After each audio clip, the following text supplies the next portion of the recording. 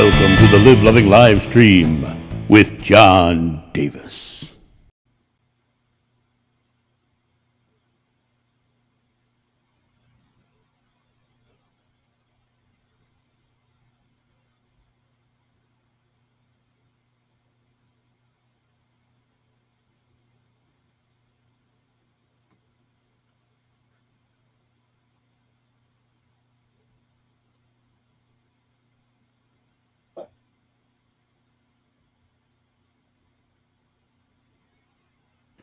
Hello, everybody. Can you hear me now? Welcome to my tech-savvy life of mine. It's a shame you missed my beautiful intro. It was gorgeous. It was magnificent. It was wonderful.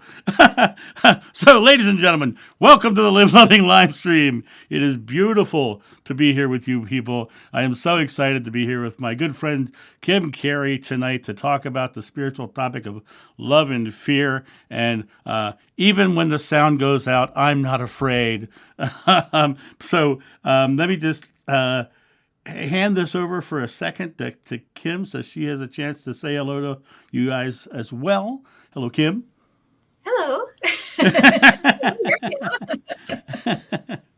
I was afraid because I was thinking, did I do something wrong? I can't hear him. What is happening? So, well, no, glad it wasn't just me. you didn't do anything wrong. That I promise. That I promise. Kim, I'm so glad you're here. I'm so glad you're here, and I'm so glad you got to see me mess up like that. The people on my live stream are so used to that. It's not funny. It's like part of the game. What's he going to mess up? One time, I have to tell you, I'm going to tell you this story because you'll laugh. One time, it was the first time that I got super thanks on the live stream. And I was like, I was just like blown away. I was like, oh my God, I actually got a lot of super thanks. I was really excited about it. And I forgot to turn off the live stream at the end so they could still hear me. Oh. And I literally said, it was an effing moneymaker. Oh no. But I didn't say effing. So then the next day I had to do an apology video. It was terrible. So my group are definitely used to me messing up. Hello, let me say hi to some people over here. Hello, everybody. You've all been jumping on. It's been so lovely. Chitra and Sandy and Jenny Brown. And my sister is in the house tonight. My sister Patty is in the house tonight, and a whole bunch of folks. So, Kim, I'm throwing you for a loop tonight. I know. Okay. Is there anything you'd like to say before I get into this?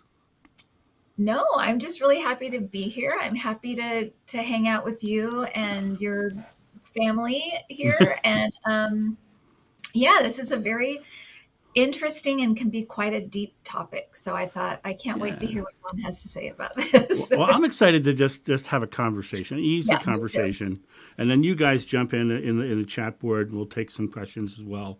But I wanted to ask you a very big and difficult question right at the outset, right? Okay. So I know you do these amazing readings, and one of the things that has always been so impressive to me about you is how humble and how loving you come across. You mean people, they just always say, "Oh, she's so great, she's so lovely, she's so wonderful," right? And I know it's like your head gets swelled and everything. I'm kidding. But that very nature of you comes across, and I often think that when somebody is so loving and caring like you come across, that they have an understanding of their own understanding of what the source is and where that's coming from. So maybe you could share a little bit about what's your belief about what the source is or where that comes from within you. Sure. I mean, for me, it's changed, right, over time because I grew up in the Mormon church. And so when you grow up with a lot of dogma, you can get that fear, right? That this all-knowing person hovering above you, judging everything you do. It can be that, right? Right. As I've uh, learned more and wanted to learn more and been more of a seeker, I guess, it's changed. And now I recognize God or source or the universe, whatever, that love universe, in kind of everything. Hmm. You can kind of see it everywhere. So I am a kind of a believer in that kind of like anywhere you look, if you look long enough, or if you look deep enough, or if you feel that essence of whatever is in front of you, it's there. But I Yeah. also feel like for me, it is that quiet whisper in the background that says everything's okay. Yeah. Yeah. You are loved. Regardless of anything else, you're loved and everything's okay. I love that reference to the whisper because to me it means a great deal to me for several reasons. Um, you know, I'm a firm believer that God is love and God consciousness, yada yada, whatever you call it. It's all the same to me. It doesn't really matter to me what you call it. And I look at it from because you know me. I'm a very analytical mind. I think about things on many different angles. Mhm. And I love the concept of God being love, and I specifically like it because it's from the book of John. Thank you very much. Good job. So, ha ha ha. All right. What a heck of an author he was. But the idea that God is love is really interesting to me because when we are in fear, right? We have one of the things we know that we do scientifically is that our body holds air in when we're afraid. And we literally, when someone's really, I'll give an example. So you're a parent and you have a child and they're a toddler. And, and every parent who's on this stream right now will know this exact moment I'm about to say. They're toddling across the living room. They trip, they fall, they almost smack their head on the coffee table. The first Right. thing mom and dad do is go, Yeah, right? exactly. Right? You literally fill your lungs up with air. And the reason we do that on a primal level is because we're filling our lungs up so that we can run fast. Mm. We're actually preparing our body to run, right? And when people get into a fear state, they automatically start breathing shallow. And you'll hear people all the time say stuff like, I can't breathe. I'm so scared. I can't breathe, right? Yeah. And it's not that they can't breathe, it's that their body is holding air in so they can run away, Mm. right?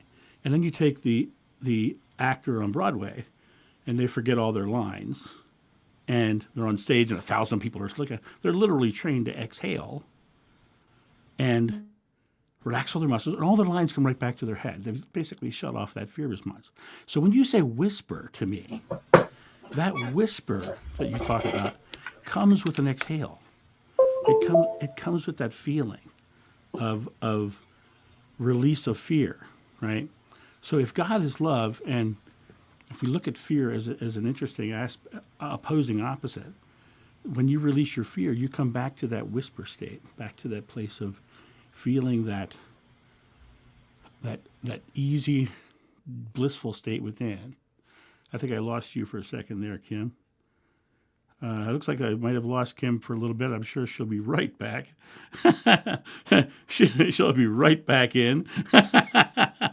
See, I told you it was a good I'm tech sorry. night. I thought my modem was plugged in. It wasn't. I'm so sorry about that. Oh, don't as the people in this at this chat Oh board my will God. tell you, you don't ever have to say you're sorry here, right?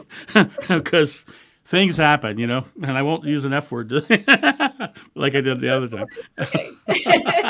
Okay. But did you hear that whisper, that exhale you're talking about, is that Mhm. release of fear? Now, what do you think about the concept of God is love?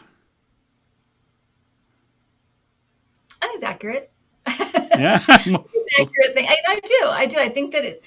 I think. I think. The only thing I would add is I would add unconditional, because Yeah. I think God is unconditional love. Yeah. Um, yeah, I think that's accurate. Actually, I I, do I, think. I recently interviewed Neil Donald Walsh, and Mhm. he actually went past unconditional, and he said pure. Mm. God is pure love. When I had when I had my past life regression and I experienced this guy, right? And he walked up and he touched me on the chest. I left body and I went into a state of pure love. And it's interesting when he said pure, it was much more clear to me than unconditional because of the fact that there's a purity to it. And then they asked me, the regressionist said, "What's the next most important moment?" And the next most important moment in my regression was feeling all my fears and my anxieties. Mm. And the reason it was important was because we could never know or understand what love is or God is or consciousness is without knowing the opposite. In science, it would be the baseline. We'd have to have something to measure against. So having our fears, having our anxieties, having our situations in this life that feel like the lack of love,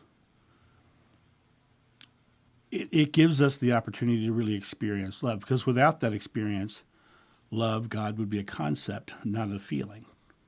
Right. And I think God speaks to us in our feelings and not our thinkings.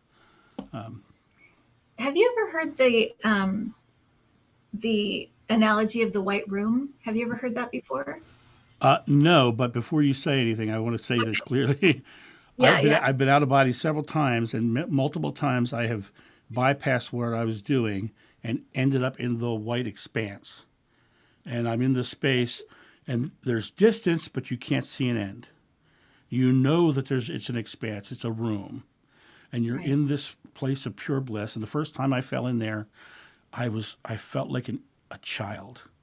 I felt like I was just free. And this man looked at me and he smiled, and he said, "You're not supposed to be here yet." And these two women walked over and tickled me, and I was back in my body laughing. Oh my gosh. Yeah, it was amazing. But I wanted to say that before you. But I wanted to say that before you because I didn't know what you were about to say, so I wanted to make sure. Yeah, no, this is an analogy. It's not a real Okay. a real thing, but there's an analogy of the white room, and I just think it's such a great way to explain exactly what you're talking about, Okay. which is that if you were in a white room, white walls, white floor, white ceiling, and you were completely white, everything's white. How could you know white unless Right. there were color? Exactly. Then you know what white is, but you do not fully understand white. If everything's white, and Yep. that's like what you're talking about, that if you're in love all the time and you've always only known love, how do you know you really can't understand it fully Right. unless you know its opposite or unless you know something different. Right. So that's right. Yeah. And so let me take the next nuance off of what you just said.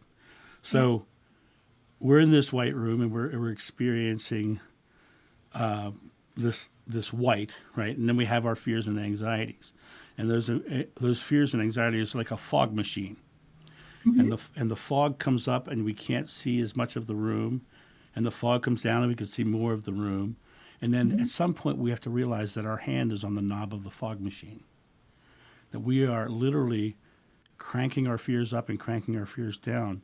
And Right. when you look at those fears, this to me is really interesting. When you look at fear itself and you break it down to a scientific space, it's an emotional reaction to a future event that may or may not happen with you focused on a negative outcome.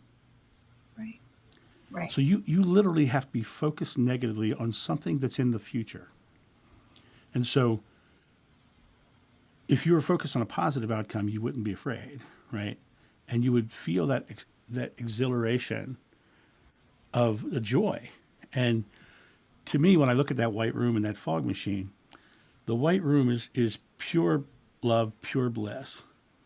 And that joy is that focus, or the lack thereof, right? So I can crank it up and feel terrible and crank it or feel down. But to me, it's like a sliding scale between love and fear. There's love on this side, there's fear on this side. And it's like pure love, respect, happiness, all these little layers. You get down here to neutral, and it's like slightly annoyed, and you slowly grow up, and the more you go up on the negative side, you're getting closer and closer to pure fear. And I think that it really comes down to the point of stepping into that role of understanding that our baseline, our nature is the love, Mhm. and the fears come from our experience. Does that make sense at all? Absolutely does. Yeah. Yeah. Because that, it kind of goes with the idea that, too, when we're, the longer we're on this earth, right, the more layers and layers and layers we have because of all these things we've experienced. Right. Yeah. And we come in very purely, well, we all know it, right? That time, the first day of school, when you are open and excited and whatever, and somebody tells you, you're ugly or whatever. Right. Like, Right. it shuts you down. You're like, and then those layers and layers and layers are piled on over a lifetime, over 50 years, in my case. So, it's Well, I got you by still, almost 10, so it's good. still, I can't believe that. So still the baseline, you're right. Underneath all of that is that pure love.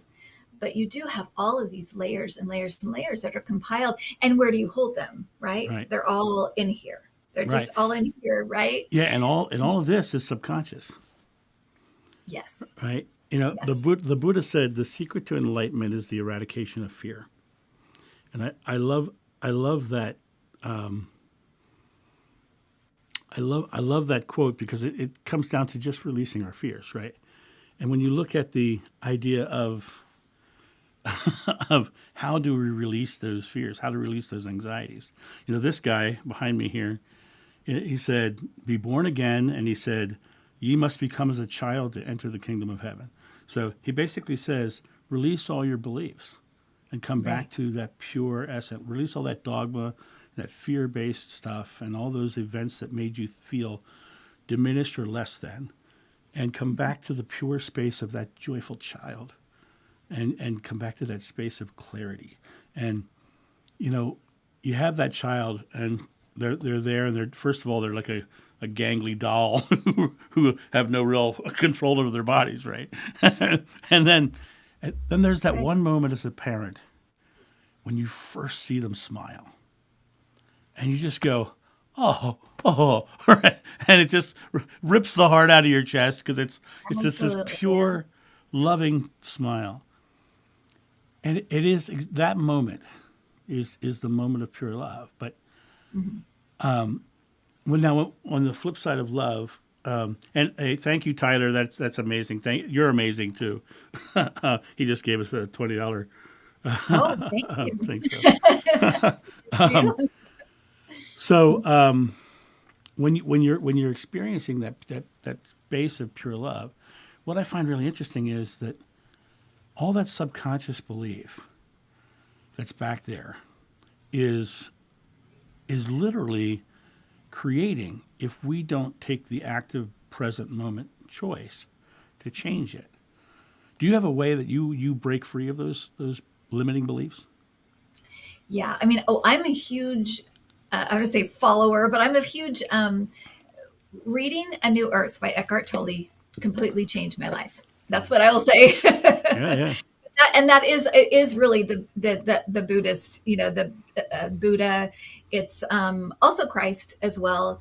Um, uh, the idea that living in the present, you you know we it allows us to remember who we really are. yeah, That we are a spirit, we are a soul, we're a consciousness. That's kind of that Eckhart Tolle calls it the observer in the background, yeah, right? yeah, Observing yeah. all of this that's happening. This it's who we really are. And we find that in the present because everything else is up here. The past is up here, the present, the future is up Right. here, and so the way that I usually find that space is by a lot of mindfulness practice. Sometimes I meditate if I'm in the mood to meditate.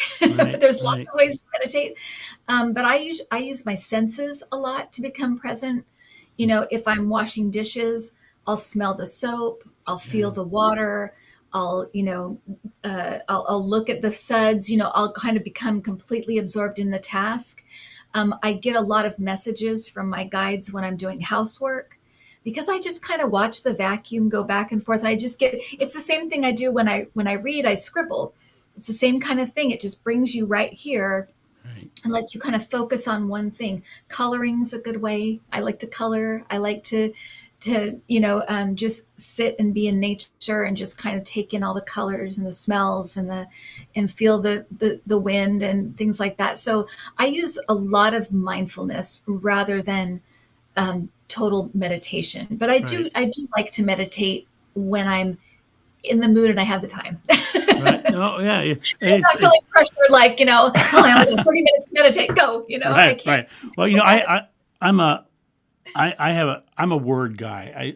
I take the word meanings very, very seriously because, in the Bible it says, and it says much of this in the Quran and the Bhagavad Gita and the Vachanamrut and all these other texts, it says that as well. So when I'm looking at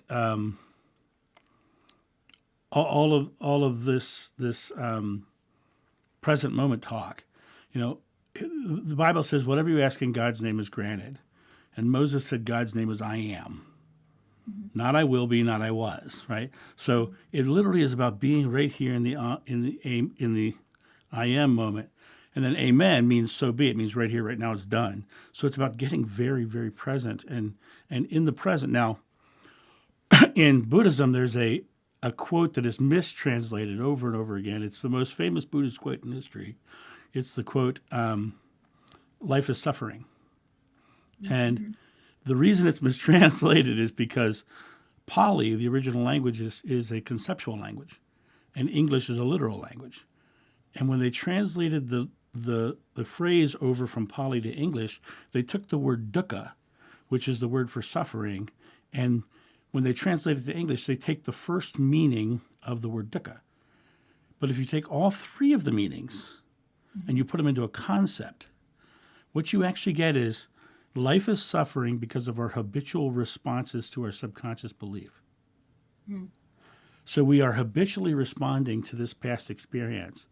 And then, people like Joshua and Eckhart Tolle, and they all say, be born again, get very present, Right. and come to this space. And then for me, like I said, being a wordsmith, I take all present moment inactive words out of my vocabulary when I'm creating something new. I don't say want, need, hope, or try, or wish, because they're present moment inactive. I am joyfully creating. I am joyfully living. I put love into everything that I'm working towards. Right now, meditation is another one. You said meditation. It's one of those words that is so overused in the world today that I can't do that because I think meditation. I think mantra, breathing, right?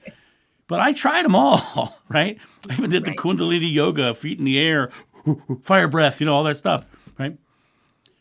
But I discovered over time that they all brought me to that moment that we talked about earlier. Every form of meditation brought me to the moment where I went and let go, right? Right. So now I don't call it meditation anymore. I call it sitting in love. That's I literally great. That's go in the great. other I love room and right? that. And I'm going to show you something here interesting. I don't know if you can see that or not. The Oh, right. goosebumps Yeah. rise all over my arms, and I get that feeling and that sensation, and I'm just feeling it, and I just sit in that for as long as I can, and usually I'm in about between 30 and 40 minutes in the morning before I do the first most important thing when I wake up. I start the coffee. Then I go So do I. Make the go in coffee. the other room and do that Right. sit and love thing, right? But to me, it's resounding back to that space, that place of I am going back to my natural, pure essence of love. Thank you, Becky and Celtic Seer.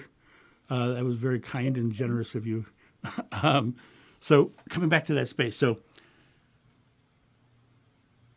you talk about being very present. Now, being very present, how is there a way that you actively put love into your present?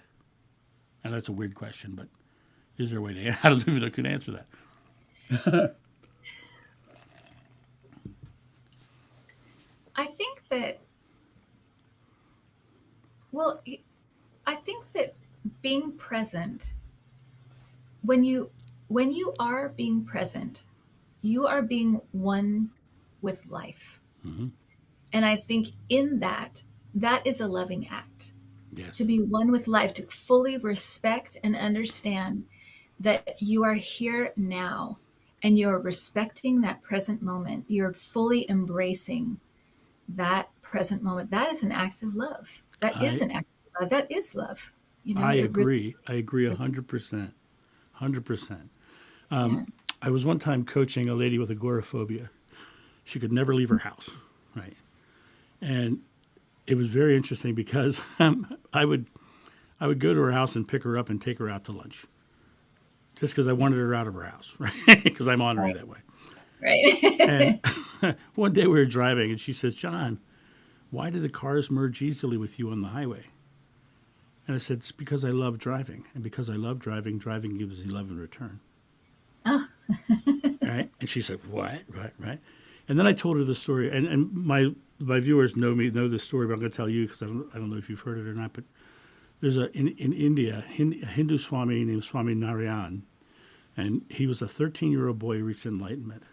And during his time as being a 13-year-old boy who was enlightened, he did a 13,000-kilometer walk around India to every holy site, dressed like Mowgli from Jungle Book, in a loincloth. That's all he wore. And one time he walked into a village that was being beset upon by an Asiatic lion that was attacking villagers at dusk. And usually when a lion is attacking, it's because they're not healthy and they're taking the low hanging fruit, right? So they're coming after the people. And he comes into the village, and the locals are like, young boy, come into our home so that you won't be out here when the lion gets here. And he said no. He went and he sat next to a tree. And the story goes, and Swaminarayan was, he's what we would call a contemporary prophet. He was like 1800s, so he wasn't that long ago. right. So they came out in the morning, and he was sitting by the tree, and about 6 feet away, the lion was asleep, lying on the ground. And they asked him, why didn't the lion eat you? And he said, because I am without fear. He gave me nothing to be fearful for.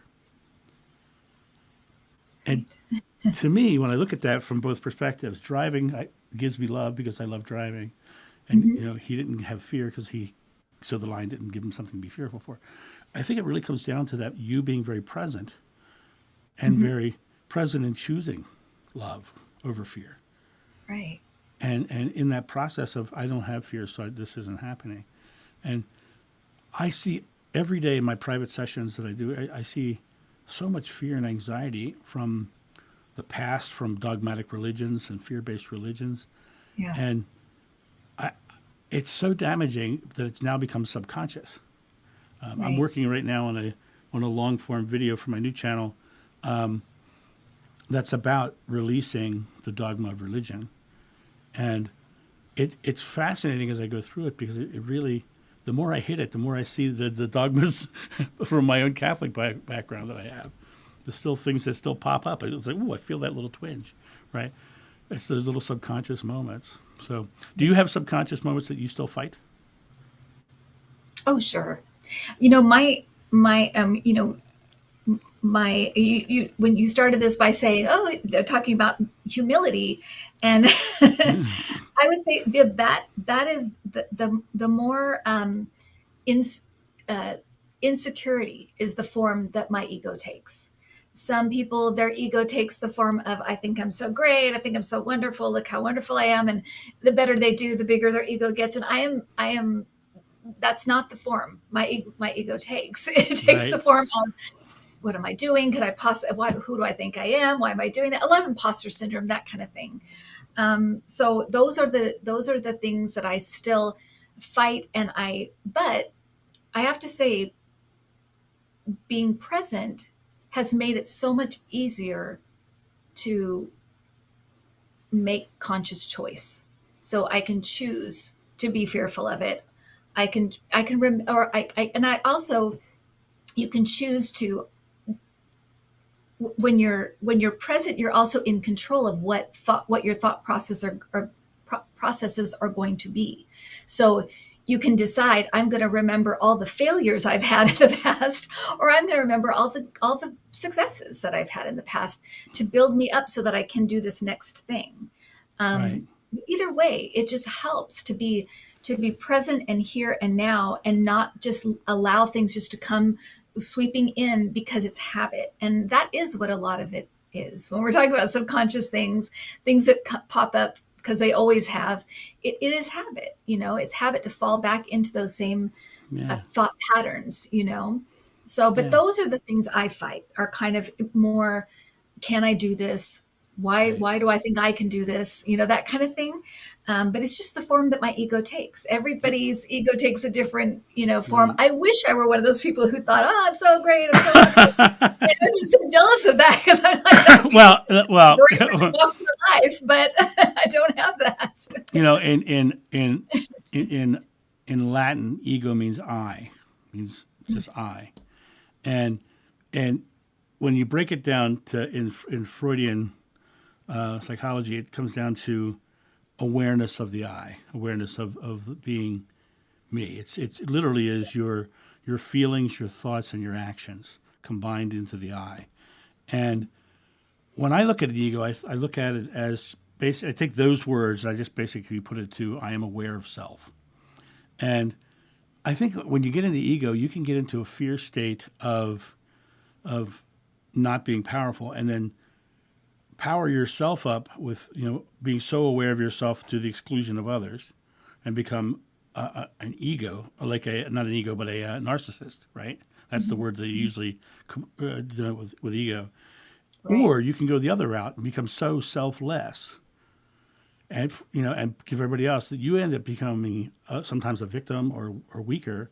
And I really think it comes down to realizing that if you're part of God, part of the consciousness and everything, that you're equal to every other part, and you've got to love yourself equally. It really comes down to the balance between love and fear, and coming to the middle part.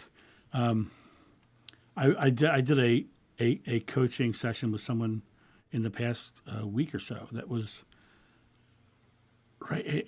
I was talking great, and I've done coaching sessions with him for months. And all of a sudden, out of the blue, he started, F this, F that, you're an idiot, blah, blah, blah. It was really crazy. And I realized, as the more I talked to him, when we broke past it, we got past it, I realized that what he was afraid of was that he'd fail. Is that he was afraid of stepping into that power. And I think that is the thing that hinders most people, is the realization that they are divine. And in this present moment, they are active, and they do get to create their experience, but they're afraid of it because of whatever subconscious beliefs is back there, right? Or what they've been told by their parents or their religion, and even Catholicism. I mean, Amazing Grace says we're wretches, right? Right? They literally tell us, "Save a wretch like me," and so it comes down to getting very present without the anchors of that subconscious belief, so that you can break free of the fears and the anxieties and come back to that feeling of pure love where the whisper is, right? Right. So, and then, I mean, for sure, the fear of, like you said, failure, fear of loss, fear of being hurt, there's so many forms that fear can take, right? And that held us back.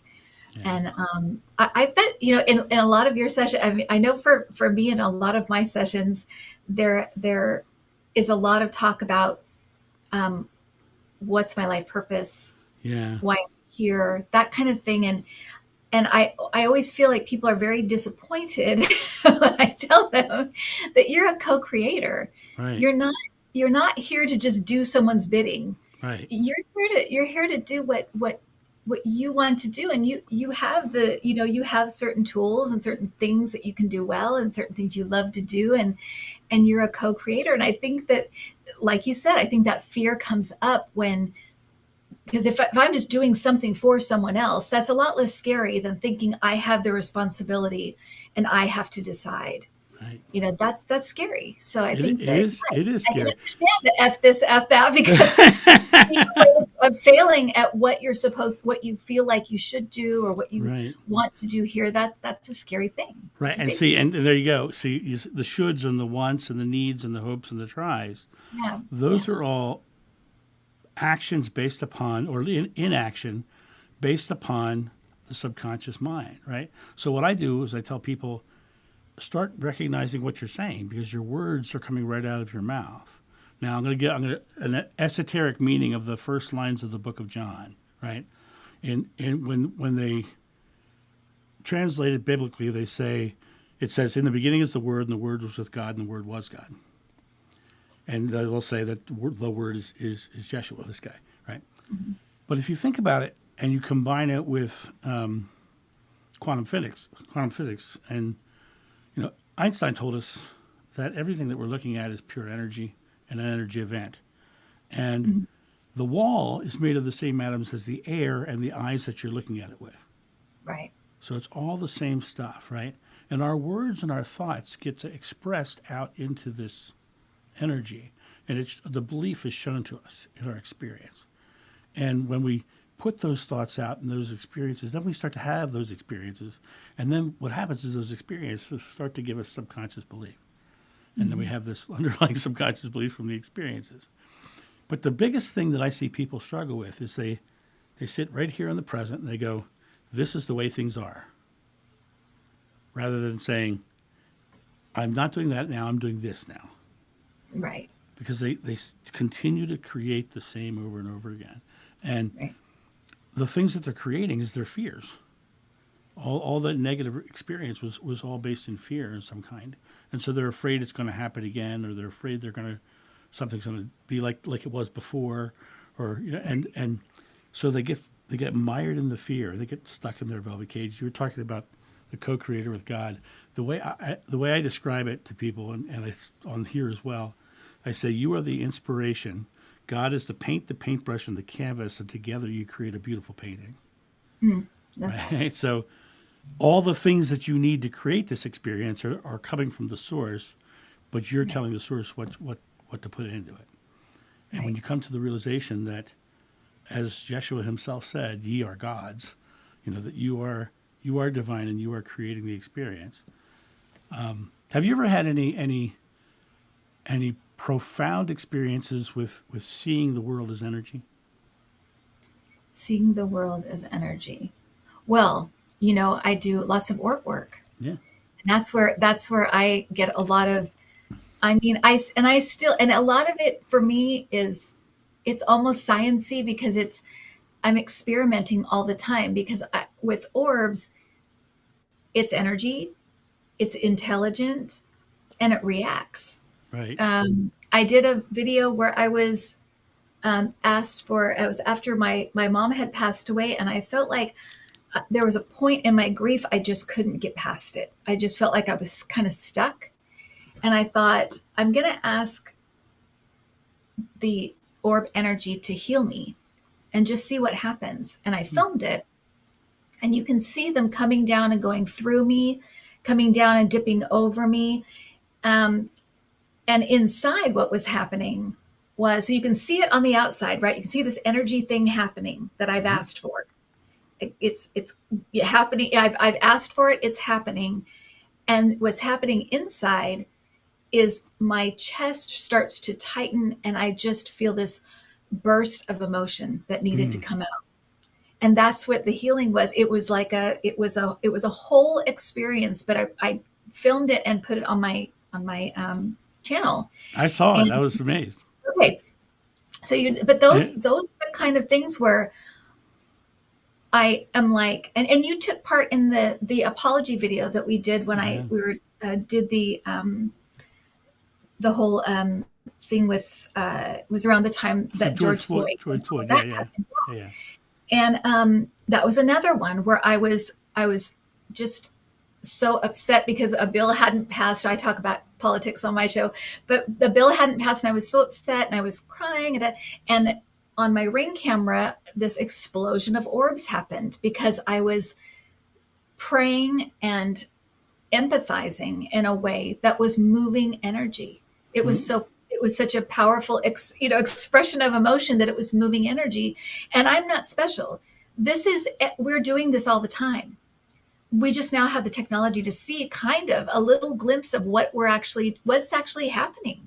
when we have a thought, when we have say something, when we do something, there's an energy behind it Right. that lasts and moves and keeps moving too.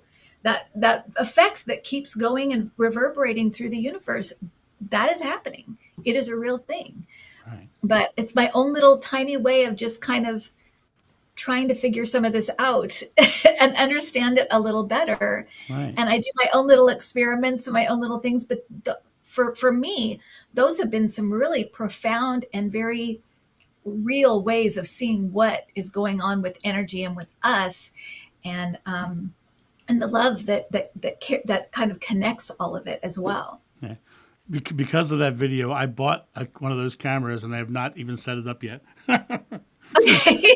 but sitting in the other room, I'm like, yeah, one of these days I'll get to that. I'm telling you, you're gonna see. You'll see the craziest things. But you do have to have the intention, invite it in, have fun, enjoy, play. It's a whole thing. But yeah, I want to do it when I sit in love and see what happens in that moment. oh yeah, That'll be you'll see stuff, John. I'm telling you, because amazing. it is energy, like you said, and it's interactive. Right. We're interacting with energy all the time, all the time. So let me jump over and see if I can see any questions. Guys, you can start throwing in questions in whenever you want. And I saw something back here earlier. I do want to clarify. Chicha is right. P-A-L-I, the language I was talking about earlier. P-A-L-I. I wasn't talking about polyamory. I was talking about Pali, right? And Chitra will tell you, I am terrible with the pronunciations of those words. So Chitra is great at it. She had to tell me how to say her last name several times. So if you have any questions or anything that you'd like us to talk about or ask about, please just go ahead. Now,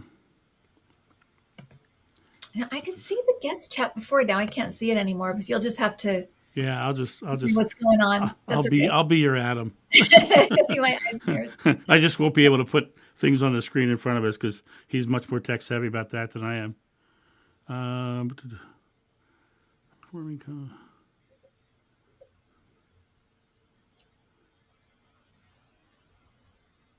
I asked my top performing customer service rep what her secret to success was. She said, I love my job. Instantly, I thought back to John's driving story. Good. Yep. And we're talking about love and love and fear, right? So I have been talking lately with a lot of very high performing executives for a very good company, big company, and it's been very interesting because the company is very much love based, and he gave all of his top executives sessions with me, and Oh, nice. it's been beautiful. It's been really lovely. And what's been really interesting was most of them were new to the company, and they loved the whole concept of a love-based business. They loved all that, but they still had this fear of not being recognized for the work they were doing because they were new. They felt like they had to prove themselves. And I said, if you put love into what you're doing instead of putting, I need them to affirm that they love me, then what's going to happen is the more you put love into what you're doing, you're going to get that affirmation that you need anyway, that validation that you need. And so just let go of that. Don't waste the time on the needing it. Just dive right into the loving what you're doing and do your best. And quite honestly, if you're not loving what you're doing, find something you do love. I love doing videos. I've fallen in love with it thanks to Mr. Kim Carey, who kind of pulled me out of my. She said, "Oh, you want to do a show on reincarnation? You don't have to say anything." Right. Like that wasn't going to come out, right? Exactly. Well, I do have to ask you though, John, because when you were kind of doing this work before, and then you kind of stopped. I left. You left for a decade. Right, and then you kind of tiptoed back in, and then I pulled you in into the deep end. Thank God you life collar, and I pulled you in. But when when you left, when you kind of came out and you said what was happening, and then I guess I have two questions. When you first had that experience of learning who you had been, and how did you overcome the fear of coming out of the closet in I that? And then fought. also the second part is, what do you think the fear was based in when you pulled away? Right. Right. First of all, I fought it tooth and nail. My mom has her master's degree in liturgy in the Catholic Church, right? So Right. I grew up in a Catholic family, and mom was, my mom's job was the church. So if mom wasn't home, she was at the church, and so Right. I had that sort of upbringing. My mom was also a very lovely person. You can't see her in this image, but her picture's right above me over here.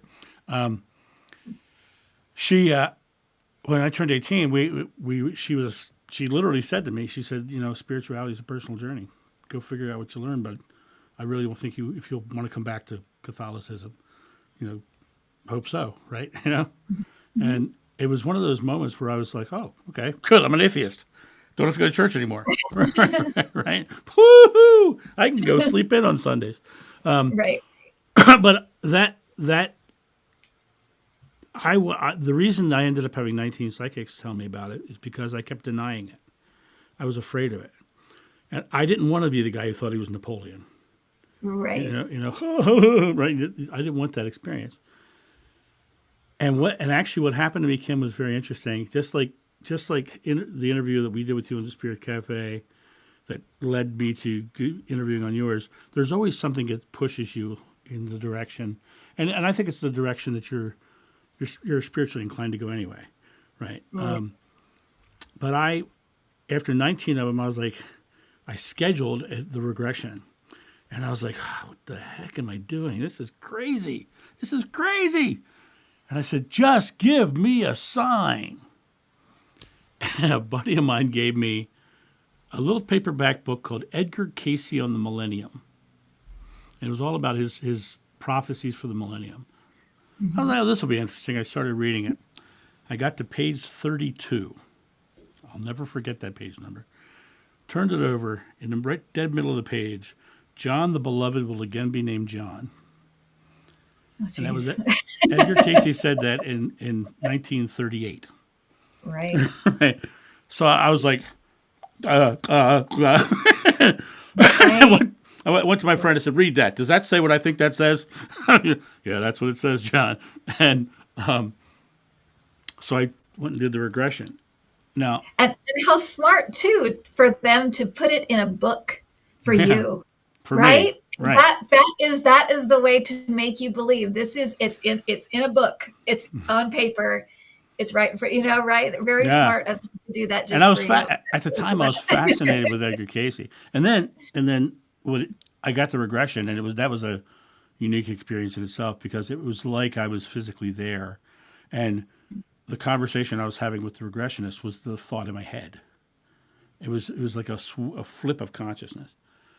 So I Right. ended up speaking all over the country, and I spoke at the Edgar Cayce's main campus in Virginia Beach, in Oh, I've Houston, always in wanted to go Portland. there. Pardon? Is it neat? I've Oh, always it's neat. wanted to go Oh, totally neat. They have a room upstairs on the top floor that is a meditation room, but it's just you walk in there, you're not allowed to speak on the third floor. there. You come out of the elevator, it's completely silent, but it's windows overlooking the ocean, and you just sit there in this silent room, and you just be in Yeah. that moment. There's a labyrinth to walk. There's all kinds of, and all of his 14,000 readings are there in a library, and you can go through and you go through everything he ever did. Oh, Fascinating. wow. Yeah. And what I discovered was, there was a book in there about me, and there was all this stuff, and I was speaking all over the place. And the reason I left originally was because I would go back to the same places year after year, and people would come back with the same problems year after year. And I realized that they were more invested in the past life story than what I was talking about, than what Right. I was teaching. And I realized that the past life story was a detriment to the teachings, and to me, the teachings are what are important. So what I did Right. was I took the teachings and I wrapped them in a corporate speech. And I went out into the world because I had a very weird dream. I was doing all this speaking and I was going to all these places and I was having this experience. And I had this dream one night where I was on a river going downstream. And the river leveled out and became a flat, motionless pond. And now I'm sitting in this pond, not going in any direction. And I look over and I hear this voice, John, hey, you. I look over and there's a person in the dream standing at the base of a lighthouse. And he's like, hey. So I put my hands in the water and I paddled myself over by my hands. I said, what? She said, can you help me find a path? I said, yeah. I said, just this way. And I took him down this path. And I came up behind these other people and I said, just follow them. They'll take you out. And I turned around. He says, where are you going? I said, I'm going back to get somebody else. And I realized that my job was not to preach to the choir, but my job was to put people on their path. And so I had to actively get into the space of putting people on the path. So I did the corporate thing because if there's one place we need spirituality in this country, it's in the corporate world, right? So I went into the corporate world and I just started teaching everything I taught with a corporate language, and I was also using my comedy Renaissance Festival background. I was using whips and nunchucks and all kinds of things. It's crazy. But I took the final part of that speech. I would take the most timid person I could find in my audience who was riddled in their fears, and I would bring them on the stage, and by managing their fears and alleviating them and getting them very present, in under 5 minutes, they learned to crack a whip and take targets out of my hand with the whip. Oh, wow. Yeah, it was amazing, right? And I had them laughing and joking, and they had a life-changing experience. Right. A life-changing experience. And then the people in the room saw the most timid person do it. So like they knew she was timid, so how'd she do that, right? So to me, it was more impactful in that regard. And then COVID hit. And you can't go into corporate speaking in the COVID world, right? And I was really feeling unauthentic. Like I really wanted to just be open and real with who I am and what I do. And so I started Spirit Cafe podcast without saying a word about my past life stuff, right? Right. Had all that crap in my head, right, about Hinduism and Buddhism, all that stuff, and just had a great time with Tamara. And then we, of course, brought Miss Kim Carey on, who ruined my life. No, I'm kidding. And Spirit puts people in your path. You know, God, you have intention. I wanted to be more authentic, and you came on. You did that interview, and then we got off the interview, and your first words were, "Tell me more about this past life thing," because I had mentioned in the interview, I said, "Yeah, I had some reincarnation stuff," and you're like, "Tell me more about this past life," and I was like, "She must have felt something," and I suddenly found myself just going, blah, blah, blah, blah, blah, blah, blah, blah, blah, blah, blah. Everything came out that I hadn't talked about in 10 years. And then you called me up a week later and said, I want you to come on my show and talk about reincarnation. You don't have to say anything about who you were. And I was like, so I asked. I said, is it time for me to come back out? And I got my own answer saying, yeah. So I told you that. And then this is the story I've told you before. I'm not sure my people have heard this before, but on September 8th, your interview went live on the 10th. September 8th, 2 Septembers ago, I built a YouTube channel. I built a website. I had 3 subscribers. I went on to your interview on the 10th. On the 11th, I had like between 300 and 400 subscribers, like overnight. It was really interesting to me. But I got an email. And the email was the most interesting thing in all of it, because I got an email that was in reply to an email that I had written 10 years earlier. And the lady says, I've been looking for you. I'm like, right? She says, I had a reading with a psychic in Hawaii, and the lady said, you need to find John. He's bald, he's got a beard, he's got glasses, and he remembers being John the Beloved, and he's got a message for you, right? Oh my Right, gosh. right. And she says, so I went looking on the internet. I couldn't find you anywhere. She didn't see your interview. She didn't see your interview, right? She just went on the internet looking for me. Then she went back into her old emails from 10 years earlier and found the email exchange we had after one of my spiritual speeches. And she hit reply. Right now, she hit reply. I had gotten rid of the domain name, and I had gotten rid of the email address. And on the 8th, I started that domain name again and got the email address. So that email address and that Oh domain my gosh. didn't exist for 10 years. She hit reply, and it came to me the day after your interview. So I That's crazy. took that as a profound sign that I should Profound continue to sign. live. And that's why in a year and a half, my channel now has close to 900 videos on it. Oh my gosh, So, that is amazing. and I blame it all on Like you, Kim I Carey. said, I couldn't have been doing nicer, guys. I'm so happy. So happy. I'm going to blame it on you to the day you die. Let me drop back over here again. Good evening, everyone. Good evening. I'm going to see if there's something in here. I've never read the Bible. Yeah. Well, let me just say this about the Bible. If you're going to read the Bible, read it with your love goggles on. So read the parts that are loving and caring, and all the fear stuff. Just take that as the mind of man, because there's beautiful, loving things in every book out there, and there's fearful things in every book out there. You know, the Prophet Muhammad said, "He who knows not kindness has no faith." That's the Quran, right? The Dalai Lama says, "My religion is simple. My religion is kindness." So Right. whatever you're reading, it doesn't matter which version you're reading. Read it with your love goggles on. You have any advice for that, Kim? No, I think the same thing. And I think with anything, it's kind of like take what also, take what resonates with you. If it doesn't resonate, leave it alone. I mean, Right. I think that with anything, even with my videos or with anybody's videos, if it doesn't resonate, it doesn't resonate. It may resonate later, it may never, or, but whatever resonates now, I feel like that's what you're reading it for right now, is to get whatever messages you need. Right. So you'll recognize them. If they resonate, you'll recognize them. I love watching Kim on Ladies' Night, where you channel women.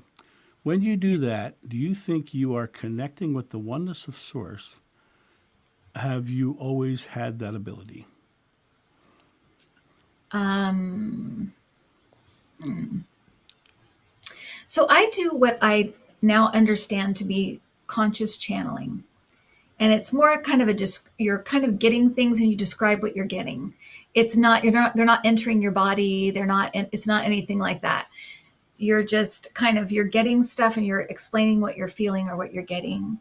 On Ladies' Night, I have Debbie and Andrea there as well. And between the three of us, we can decide, we can bring in different things. It's always really interesting because we all get different aspects of the person. And sometimes they collide, sometimes they're the same, sometimes they're different. But I always think that when we're channeling somebody, or when we're calling in that energy, what's happening is, because we all have this soul, this our higher self that knows all the lives we've had. At least this is my opinion. This is what I think.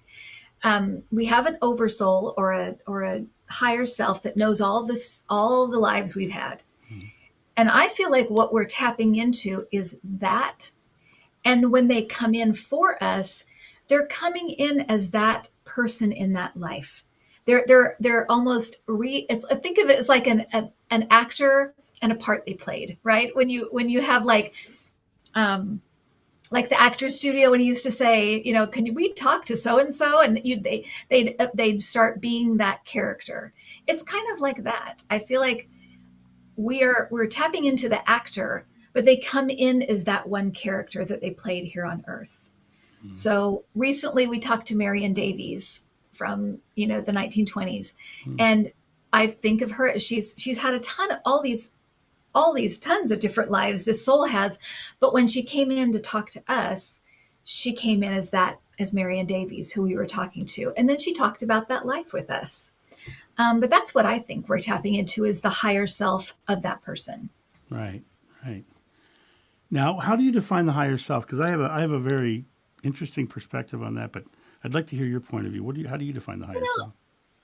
know, my I always, well, I like I said, I feel like there's just this, I guess I would call it consciousness. There's this consciousness part of us, that the essence of who we are, Right. the core of who we are, and that holds all the knowledge of everything we've been through and everything we understand. And it's kind of always there in the background. And all this is, we're part of the 3D and we're in the 3D. So it's all covered up by this and by this denseness, but it's always there. And I feel like that higher self, or the soul, or the spirit, that part of us is what connects us to source. Ultimately, I feel like that connects to our guides, that connects to the spirit realm. So that's kind of our little, um, like an ET when he has the heart, and that's the connection to everything. It's kind of like that. It's kind of like, that's at least what I think of it as, that we have it. It's here, but it's also there. It's kind of that connectivity. I'm going to be singing Neil Diamond all night. Turn on your hot All light. right. Let it shine wherever you There you go. go. Exactly. Be good. Anyway, there's a couple of comments in here that I see. People are talking about they're going through dark nights of the soul, and they get help when they ask for help. The concept of asking for help, like I asked for a sign and I got the sign, but I think there's a second element to it, the belief that I'm receiving a sign, right? And I Right. think it's a belief that you're receiving the answer as well. Right. Do you think they're two in the same, or do you think it's an external source that's giving it to you? Um, it's both. It's an external source, but it's for us to be alert to. Hmm. I always tell people, because I do mentoring, and I always tell people, as soon as you ask your guides a question, be alert. That's your only job. Be alert, because they will respond. Your guides will respond to you. Whoever you're asking, if it's a parent on the other side, if it's a spirit on the other side, as soon as you ask, they will answer. It's up to you to be alert Right, to where the response is, because it will be there, but you have to be alert to it. right, So I think it's kind of both. You right, do have to ask, but you will receive.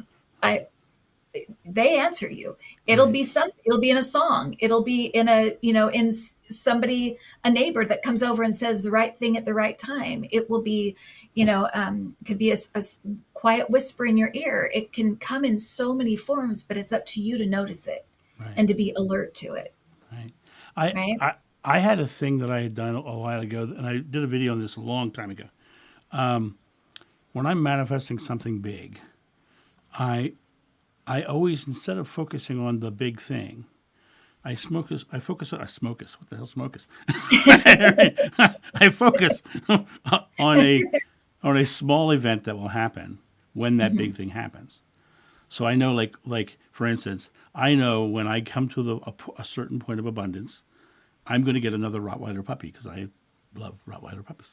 Right? Oh, Right. I had my I cute. had my I had a Rottweiler puppy named Odin. I got him when he was 2 weeks old because his mother had passed, and I bottle Oh fed my that baby, and I gosh. carried him for Cute. around. He lived to 12 years old, which was very rare for a Rottweiler. And Oh, so I've always said, when my abundance gets to the point, a couple things are going to happen. I'm going to move back to the beach, and I'm going to get a puppy, right? And nice. I was like, had that focus, and that was my sign that this was the act that I was going to do. A week and a half ago, I was lying in bed sleeping, and I had a dream. It was a very visceral dream, and that's just like you. You get stuff in dreams, and you get pictures, Hmm. and it was my son walked into my bedroom and handed me my puppy. And my Oh, puppy, and I could feel the fur, and it was nestled right in next to me. We went to sleep, right? And I thought, how interesting that I haven't thought about this puppy in a while. And I had this dream about this puppy. And then last Saturday, I had this interview, and now I'm booked out for sessions to You blew June. up. I was like, whoa, time to get a puppy, right? Right. Mine is good. Absolutely. Yeah. Absolutely. So that concept of the feeling that the thing that we're trying. I saw a couple of things over here. People are going through hard times or whatever, Right. and I don't mean whatever in a bad. It's like pushing it off. I'm just kind of showing. That's terrible for me to say it in that way. Those words coming out that way were wrong, and Right. but when you I sidetracked myself on that one. 'Cause I'm a stickler for words, and when I hear something come out of my Right. mouth that someone may take the wrong way, I want to Oh, no, no. I get rid think of they know you pretty well by now, John. that. Well, I hope so. I hope so. I think they Um, do. but I don't know where I was going. So, No, but the well, I think you were talking about manifesting, and oh I oh think that's right, and I think that's something that you brought up about that I think is very important when you manifest is that to not worry about the how, right just to know, just to focus on what it is that you feel would you know not even make you happy, but make your life more that you'd enjoy it more or you right. like it more or it'd be better Well, because they don't care if you, I mean honestly if you want something or would like something they want you to have it, they don't care. right It's they're not thinking you're being greedy or that because you want a new car or you want a puppy or something. They would like you to have it, sure, why not? Who yeah cares? You're in the 3D, why not? right um but I think a lot of people get hung up on, well, how could that ever happen? How right could I ever afford a Rottweiler puppy? How could I ever, how could I ever do this? And you could not have imagined the chain of events. right. And so you just kind of leave it up to, well, this is what I would like. And you guys make it happen and I'll be there for the opportunity. I'll say yes to everything that comes my way. But, I think that's the way to do it. I think you Yeah. can't, because if you start Well, trying to control everything and like this is the only way it can happen and this is the only way, then it's just you limit yourself. You well, limit the ways. I love what you just said because for me, when I hear someone say how, to me, being a very present-minded person, how to me is they believe they don't have it in this moment, right? Right. And so I say, I am receiving that, and I let it go. I really think of manifestation like an Amazon order. I put the Amazon order out. I don't get back on and try to order it again the next day, and affirm it into reality, right? I don't even like affirmations because the word affirmation means I'm trying to shore something up I have no confidence in, right? That's what the word means. That's what the word means. Declarations, right? Yeah. Great. I just know if I put an order in, it's going to show up on my doorstep, and I just That's believe right. it. And That's right.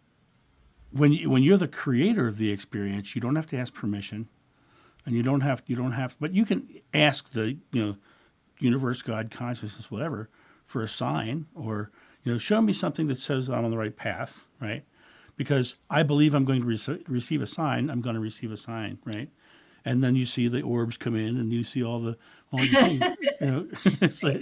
It's all the same energy, but Yeah. the thing that I find that most people struggle with is the reality of being the creator. Right. They don't feel worthy, and that worthiness comes from our original topic, which is their fear, and it's Right. their fear of not being loved in some form. Boy, I Absolutely. brought that right Absolutely. around, didn't I? Yeah. You absolutely did. Yeah. That was So perfect. let me see if I get anything else before we sign off. We've been on for a good amount of time. Kim, you are an amazing lady. Thank you for coming on and hanging out. I loved it. Yeah. I loved hanging out. Uh, what is it? I believe that Jesus, the archangels, and the ascended masters, our ancestors, our personal angels and spirit team, are waiting for us to ask in order to help. Otherwise, they do not interfere. And I totally respect that belief. But I think it really comes down to how do you ask? I think the words are imperfect. And I think if you go to the quote from Shakespeare, words without thoughts never to heaven go. You have to have the belief. You have to have the understanding of it. Now, sometimes the belief comes in little waves, and you have, trust is developed by results over time, and so you have to Right. come to that space of seeing those little moments. I tell people all the time, don't try to manifest the big thing fast. Manifest the small things that are in alignment with it, and then you start creating these small, present, successful moments. Because, as I said last week, we don't travel through time; time travels through us. We Right. never leave the present moment. And the Right. past is just a collection of present moment memories, and the future is just a place where we set goals for our next present moment. But that future is coming to us. We don't Right. get to it. And so, what are you doing here in the here and now? Kim, is there anything else you'd like to add to this before we sign off from these lovely people? No, I just not really. I think we said it all. Correct answer. I'm pleased to be here. It's been a while since I've been on your channel, so it's actually been really fun. Oh, I like all the new stuff that you've added and that you've done, and I'm happy for your your success and that you're out there again, John. I'm This just is where trying you to live belong. up to my mentor, Kim Carey. And she's kicking It's butt. where you belong, and I think it's great for people to hear your story, because it's such a testament to being authentically who you are, and that the world will embrace you. Don't be afraid to be who you really are. And that's the lesson for everybody. I am totally out there now, and I it's so Out there. interesting. I don't have that fear anymore. I'm like, but the thing is, you have to respect everybody's personal journey. I always go back to what Mom said. It's a personal journey, and so I don't expect anybody to believe anything I say, but if they get something from it, I'm overjoyed. So Yeah. that's really the way Yeah. to do it. So, Kim, Absolutely. this has been lovely. Ladies and gentlemen, this has been a lovely evening, and thank you for your questions. I know I missed some, but you can only do so much, right, in these moments. And make sure you go to Intuitive View and watch everything Kim has ever done. And then jump over to my new channel, which I don't know if you guys, many of you don't know. I also have a channel called Level Up Spirit, which I just started. And I'm putting my longer form content over there. I have one video over there about how to live a joyful life as an empath. I have a video over there about Jeshua's healing method, which is the one that's going crazy right now. And then I just put up one today, which is half of the interpretation of the Sermon on the Mount and what it really means. So That sounds great. so, That sounds great. And that's our next conversation, John, is empathy. I think that would be a great subject. I will come. I will do it on your channel. I'm coming Okay, on. we'll do it on my channel. We'll do that. You let me know. You let me know, and I am so there. Well, thanks, Kim. All right, Thank you all. Good night, Thank you. everybody. Bye. Thank you for joining us at the Live Loving live stream. Don't forget to like, subscribe, share, and visit us at johnofnew.com.